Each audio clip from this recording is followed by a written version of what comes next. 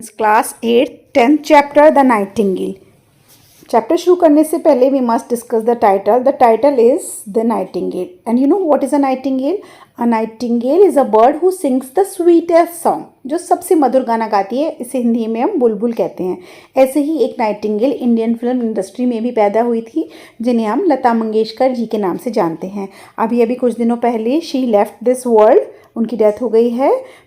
But she is known as the nightingale because of her melodious voice. She has sung songs in various languages. उनको बहुत सारी languages आती हैं, इसीलिए उन्हें वर्सेटाइल सिंगर भी कहते हैं। She is a very famous personality. मैं भी बचपन से उनके गाने सुनते हुए आ रही हूँ। आपके मदर फादर भी उनके गाने सुनते होंगे, इवन आप लोगों ने भी उनके गाने सुने होंगे। तो in this chapter we will discuss about Lata Mangeshkar ji, और इस चैप्टर में एक इंटरव्यू चलेगा, जिस इंटरव्यू में हमें बहुत सारी डिटेल्स लता मंगेशकर जी के बारे में पता चलेंगी। Okay children, so before that let's do this get set वाली activity. You are going to read an interview with an iconic figure of Indian film industry. Iconic is very popular. What does the word music make you think about? जब आप music का नाम लेते हैं तो आपके mind में क्या क्या चीज़ें आती हैं? Uplifts one's mood, relaxes mind, releases stress, helps express emotions, refreshes us, entertainment source. ये सब बातें हमारे दिमाग में आती हैं म्यूज़िक का नाम सुनते ही। तो आइए शुरू करते हैं। Lata Mangeshkar, also known as Nightingale of India, was one of the most versatile singer. Versatile singer कौन से होते हैं? मल्टी टैलेंटेड, काफ़ी टैलेंटेड हैं। एक्टिंग भी कर चुकी हैं, हर लैंग्वेज में गाना गा चुकी हैं। Can you imagine? And even in foreign her language, her songs are popular. ठीक है। ड्यूरिंग हर लाइफ टाइम, अपनी लाइफ टाइम में लता मंगेशकर ने बहुत सारे चेंजेस देखे इंडिया में, क्योंकि वो बॉर्न हुई थी एक ऐसी इंडिया में जो कि ब्रिटिश के अंडर में था। फिर उन्होंने जो स्ट्रगल का टाइम था वो फेस करा। अब उन्होंने फ्री इंडिया देखा, फिर उन्होंने कोरोना पीरियड देखा। तो उन्होंने बहुत सारे अपनी लाइफ में चेंजेस देखे इंडिया में, and redefines the world of music, Indian music. और इंडियन म्यूज़िक को भी ऐसे ही उन्होंने चेंज होते हुए देखा। जैसे पहले सुर और ताल चलते थे, उससे ज़्यादा अब लेटेस्ट हिप हॉप, रैप, ये सब आ गया। वो सब भी उन्होंने अपनी लाइफ में देखा। Held as one of the India's great singers, she was conferred with various honours. उन्हें कई सारे इनाम, पुरस्कार, कई सारे उनको सम्मानित किया गया। दादा साहेब फाल्के अवार्ड भी मिला उन्हें 1989 में। और जो इंडिया का हाईएस्ट सिविलियन अवार्ड है, भारत रत्न मिला उन्हें। और उनको गवर्नमेंट ऑफ फ्रांस ने conferred on her its highest civilian award, officer of the legion of honour. ये अवार्ड फ्रांस की गवर्नमेंट ने उन्हें दिया। एंड इन सितंबर 2019 में इंडियन गवर्नमेंट ने उनके 98th बर्थडे पर उन्हें डॉटर ऑफ द नेशन का खिताब भी दिया। याद रखिएगा ये बात। तो ये इंटरव्यू लेती हैं नसरीन मुन्नी कबीर। नसरीन मुन्नी कबीर एक बहुत फेमस डॉक्यूमेंट्री फिल्म मेकर हैं, ठीक है, हिस्टोरियन हैं और एक राइटर हैं। तो वो नसरीन मुन्नी जी लता मंगेशकर जी का इंटरव्यू लेती है। ये बात आज की नहीं, बहुत पुरानी बात है। अब तो लता मंगेशकर जी है ही नहीं। क्या होता है, नसरीन मुन्नी जी बोलती हैं, कैसे और कब आपने गाना शुरू करा? लता मंगेशकर कहती हैं, पूरी अपनी बचपने में मैं अपने बाबा सिंह जी को सुनती थी और कुड रिमेंबर एवरी नोट। और जो वो तान लगाते थे वो सब तान में याद रखती थी, लेकिन मेरे अंदर इतनी हिम्मत नहीं थी कि मैं उनके सामने गा सकूं। पहले की जनरेशन और आज की जनरेशन में बहुत डिफरेंस है। हम तो बहस भी कर लेते हैं अपने बड़ों से, लेकिन पहले छोटे बड़ों के सामने बोलना नहीं करते थे। तो वही होता नहीं। एक दिन वो उनके जो बाबा जी थे, वो अपने एक शिष्य को राग पुरिया सिखा रहे थे, पुरिया धनश्री सिखा रहे थे एक शागिर्द को। शागिर्द होता है एक स्टूडेंट को। और किसी वजह से वो रूम से बाहर चले गए। तो बाबा जी का जो वो था, स्टूडेंट था, वो गाने लगा और गाते गाते वो कुछ रॉन्ग गाने लगा। और मैं बाहर खेल रही थी, खेलते खेलते मैं अंदर गई और मैंने कहा इस तरीके नहीं, कुछ इस तरीके से गाओ। और मैंने वो चीज़ गाकर सुनाई। और जब मैंने वो नोट्स, वो तान गाई, तो उस समय मेरे फादर अंदर आ गए। ये बाबा शायद अपने फादर को ही कह रही हैं। और उन्होंने मुझे गाते हुए सुना और उन्होंने कहा, माई से कहा, माई माने यानी मेरी मम्मी से कहा कि we had a good singer at our home, we never know it. हमारे यहाँ इतना अच्छा कलाकार भी है, हमें पता ही नहीं था। यानी कि जब लता मंगेशकर जी ने गाया तो बहुत ही परफेक्ट सुर और तान लगे और बहुत ही मीठा उन्होंने गाया। उसके बाद अगले दिन सुबह बाबा ने मुझे 6 बजे उठा दिया और उन्होंने कहा तानपुरा एक म्यूज़िकल इंस्ट्रूमेंट होता है वो दे दिया और कहा यू विल स्टडी सिंगिंग, तुम आज से संगीत सीखोगी। आप देख लो सुबह 6 बजे उठे, आप लोग जैसे नहीं कि छुट्टी है तो पढ़े हुए हैं, नहीं, पहले सुबह जल्दी उठते थे। वी बिगेन द सेम राग, हमने वही राग गाया। That was the day I started learning, और वो दिन था जब से मैंने गाना शुरू किया। तो नसरीन मुन्नी कबीर बोलते हैं और तो ये बताती हैं कि करीबन मैं 5 साल की थी। तो नसरीन मुन्नी उनसे दूसरा क्वेश्चन पूछती हैं, बोलती हैं आपने पहली पब्लिक परफॉर्मेंस कब दी और ये सब कैसे हुआ। तो अब वो बताती हैं बहुत पुराने समय की बात है, 1930s की। बाबा की थिएटर कंपनी में एक टूर के लिए गई थी शोलापुर, और वहाँ पर one day some people asked him to sing at a concert. लोगों ने कहा कि आप भी इस कॉन्सर्ट में गाओ। कॉन्सर्ट होता है गाने का, सिंगिंग कॉम्पिटिशन टाइप का, जिसमें माइक लेकर स्टेज पर चढ़ जाते हैं। I overheard their conversation and asked Baba, मैंने उनकी बातें सुनी और मैंने कहा बाबा क्या मैं भी आपके साथ गा सकती हूँ। वो हंसते हुए बोले तुम कैसे गाओगी। तो वो बोली क्यों नहीं, मैं भी गा सकती हूँ। तो उसने कहा विच राग विल यू सिंग, कौन सी राग गाओगी बेटी। तो वो बोली मैं खम्बावती गाऊंगी और एंड 2 सॉन्ग्स एज वेल, और मैं 2 गाने भी गाऊंगी। तो उन्होंने मेरी बात मान ली और मुझे स्टेज पर ले गए। तो music programme was held at Nutan theatre in Sholapur. Nutan theatre Sholapur में ये हुआ। और जब बाबा स्टेज पे आए उससे पहले मैंने राग खम्बावती गाया और मैंने 2 मराठी गाने गाए। तो then my father sang through the night, और मेरे फादर ने पूरी रात वो कॉन्सर्ट गाया। और मुझे याद है किस तरह मैं स्टेज पर ही अपने बाबा के गोदी में सो गई थी। और वो था मेरा फर्स्ट पब्लिक परफॉर्मेंस। कहाँ था, नूतन थिएटर शोलापुर में। ठीक है, उस समय मैं 9 साल की थी। और I sang at other concerts with Baba, मैंने अपने बाबा यानी कि अपने पिताजी के साथ, बाबा पिता को कहते हैं, के साथ काफ़ी कॉन्सर्ट्स करे। और जब मैं 11 साल की थी तब मैंने रेडियो पे अपने बाबा के साथ गाना गाया। तो नसीन मुन्नी जी कहती हैं, दूसरे क्वेश्चन पूछती हैं, इन योर चाइल्डहुड क्या तुम अपनी बहनों के साथ बहुत क्लोज थी। क्या बचपन में जब तुम छोटी थी अपनी बहनों के साथ बहुत क्लोज थी। सॉरी ये इमेज थोड़ी ब्लर है। तो इसका जवाब देते हुए लता मंगेशकर जी कहती हैं हाँ हाँ क्यों नहीं, हम सारी बहनें बहुत क्लोज़ हैं, हमारी बहुत क्लोज़ फैमिली है, हम खूब लड़े भी हैं जब हम बच्चे थे। और ये कहकर वो मुस्कुराने लगती हैं। नसरीन मुन्नी उनसे दूसरा क्वेश्चन पूछती हैं कि आपका एक्टिंग का कैरियर 1942 में शुरू हुआ था और उसके बाद आपने 4 लगातार मराठी फिल्में करी और 1944 में आपने गजबाऊ में अपना पहला हिंदी सॉन्ग गाया। क्या ये सही है। तो लता मंगेशकर जी कहती हैं हाँ मैंने कुछ गाने गाए थे लेकिन मैंने पूरा सॉन्ग नहीं गाया था। तो नसीन मुन्नी जी कहती हैं और आपको कैसा लगा जब आप कैमरे के सामने पहली बार गईं। तो लता मंगेशकर अपनी बात बताती हैं, कहती हैं सच बताऊं तो मुझे बिल्कुल भी एक्टिंग पसंद नहीं है और जिस दिन से मुझे प्लेबैक सिंगर यानी कि जो आगे लिपसिंग करते हैं उनकी प्लेबैक सिंगिंग जो करते हैं वो करने का अपॉर्चुनिटी मिली तो मैंने भगवान से प्रार्थना करी कि मुझे कभी भी फिल्मों में एक्टिंग करने का चांस ना मिले। और हाँ भगवान जी ने मेरी मान भी ली और मुझे एक प्लेबैक सिंगिंग में अच्छी पोजीशन मिल गई। अच्छी क्या, शानदार, उनसे जैसा तो कोई गा ही नहीं सकता। तो नसरीन मुन्नी जी कहती हैं आपकी नज़र में अच्छा गाना कौन सा होता है। तो वो कहती हैं अच्छा गाना डिपेंड करता है उसके वर्ड्स पे और emotional content of the song is very important. मतलब जिस तरीके का सॉन्ग है उसका फीलिंग अपनी वॉइस में लाना बहुत ज़रूरी है। जो शब्द हैं वो अच्छे लिखे होने चाहिए और परफेक्ट ट्यून होनी चाहिए।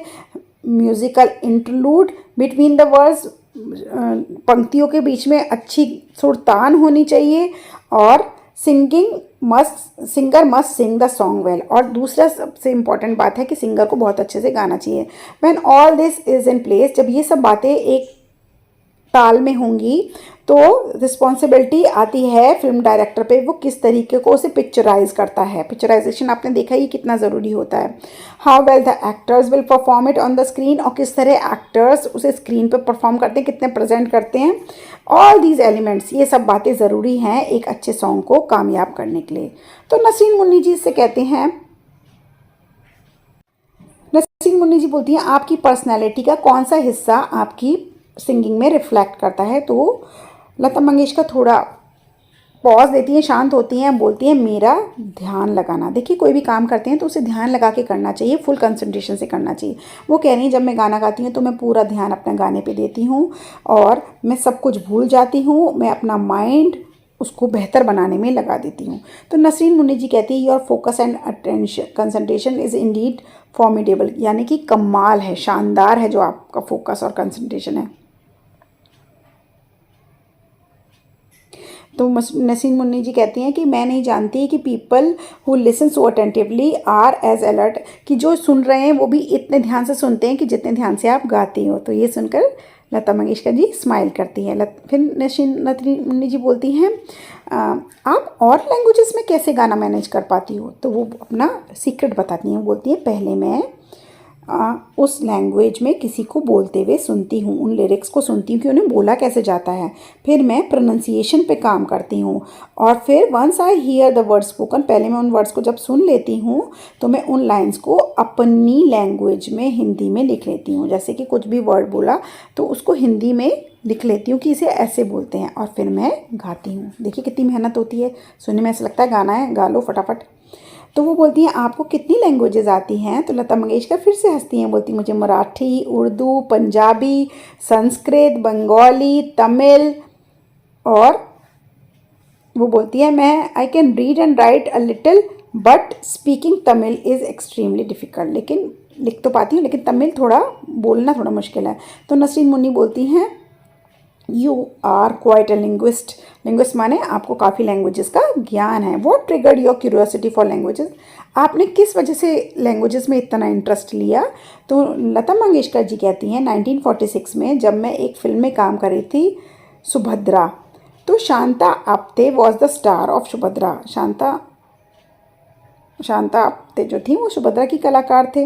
We sang a song together, हमने एक गाना साथ में गाया। तो उन्होंने she told me she has recorded a song in Tamil, I was very young, शायद मैं 15-16 साल की थी। When I heard her say that I thought to myself I must learn other languages to as I can sing in many languages. तो मैं 15-16 साल की थी जब मैंने उन्हें ये कहते हुए सुना कि I thought to myself, मैंने ये सोचा कि I must learn other languages to as I can sing in many other languages. ठीक है।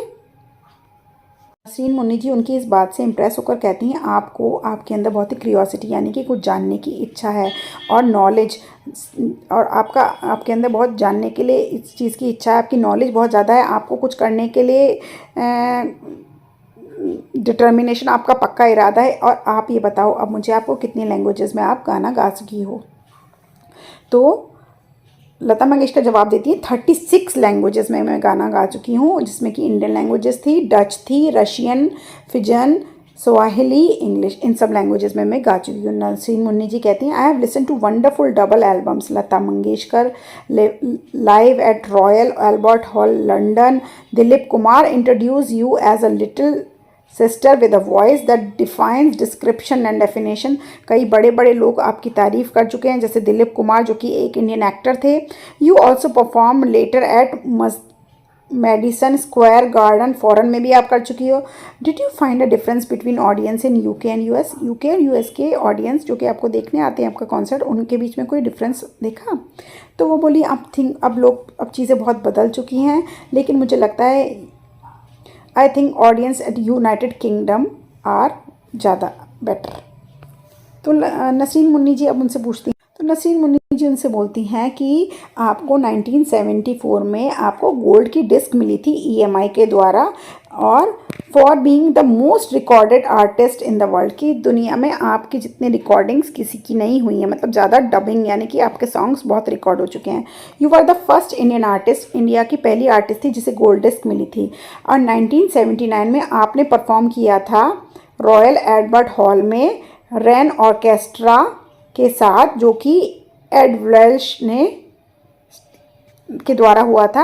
आपका कैसा एक्सपीरियंस रहा? तो वो बोलती हैं लता मंगेशकर जी बहुत ही शानदार, आई सेंग मैनी सॉन्ग्स इंक्लूडिंग मीराज भजन, मैंने कई गाने गाए, मीरा के भजन भी गाए। डू यू थिंक, अच्छा नसीम मुन्नी जी उनसे पूछते हैं क्या आप एक हैप्पी पर्सन है, खुश हो आप? तो लता मंगेशकर अपनी क्वालिटीज़ को पॉलिशिंग करते हुए बताती हैं हाँ मैं एक पॉजिटिव बंदी हूँ,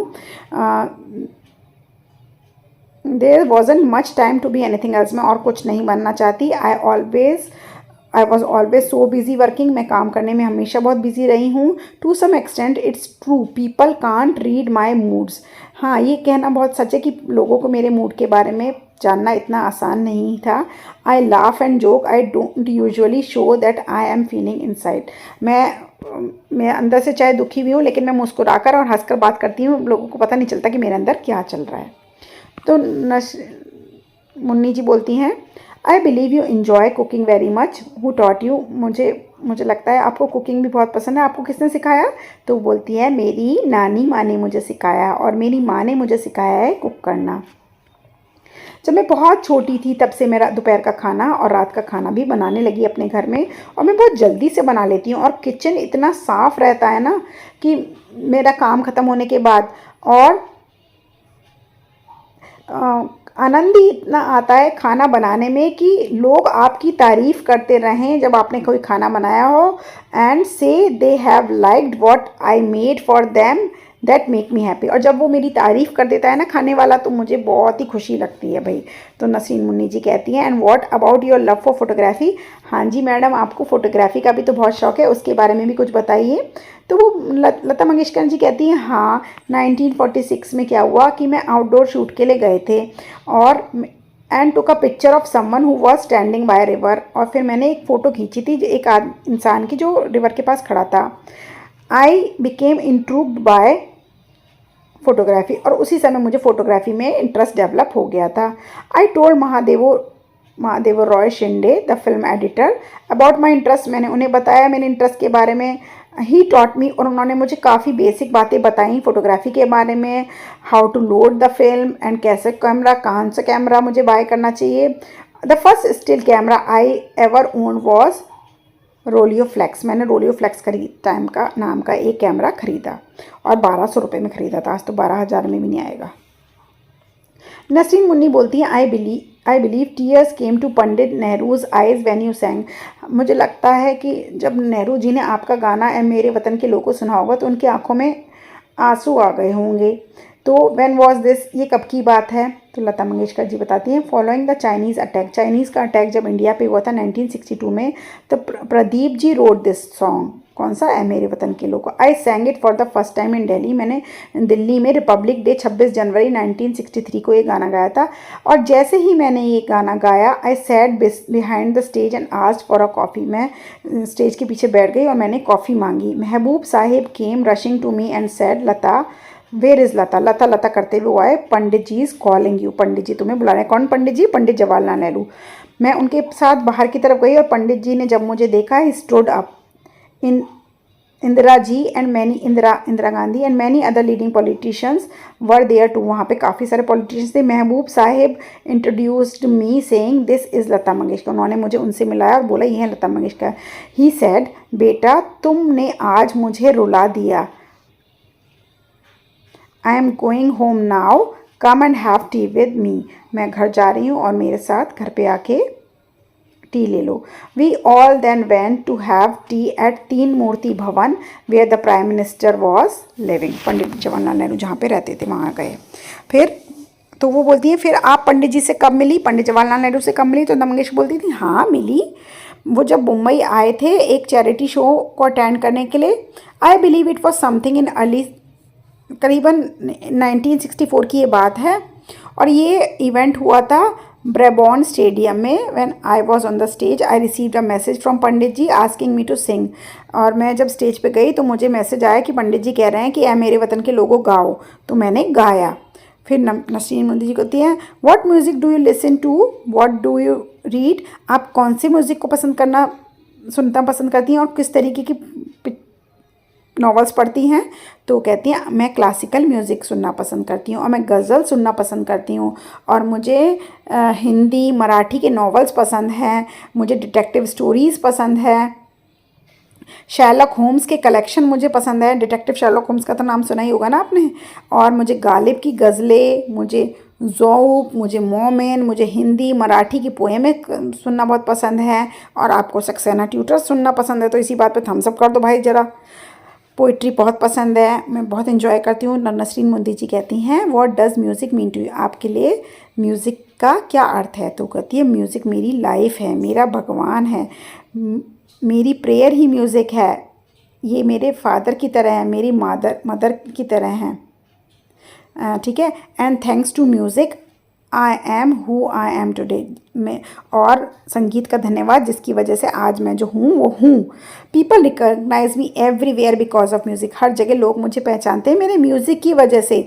but the greatest thing I have ever receive whether from king और पॉपर इज़ लव, और सब लोगों से मुझे जो आज तक मिला है वो है प्यार। तो देखिए आपको लाइफ में पॉजिटिव होने की ज़रूरत है, अच्छा सोचोगे, मेहनत करोगे तो ज़रूर और ज़रूर सक्सेस आपके हाथ में है। ठीक है। मैम को थोड़ा पॉपुलर कराओ, मैम को सक्सेस दिलवाओ, आपकी हेल्प मैम कर रही हैं, मैम की हेल्प करो, जल्दी से जल्दी सब्सक्राइबर इंक्रीज़ कराओ। Vote for Saxena tutors. Bye bye.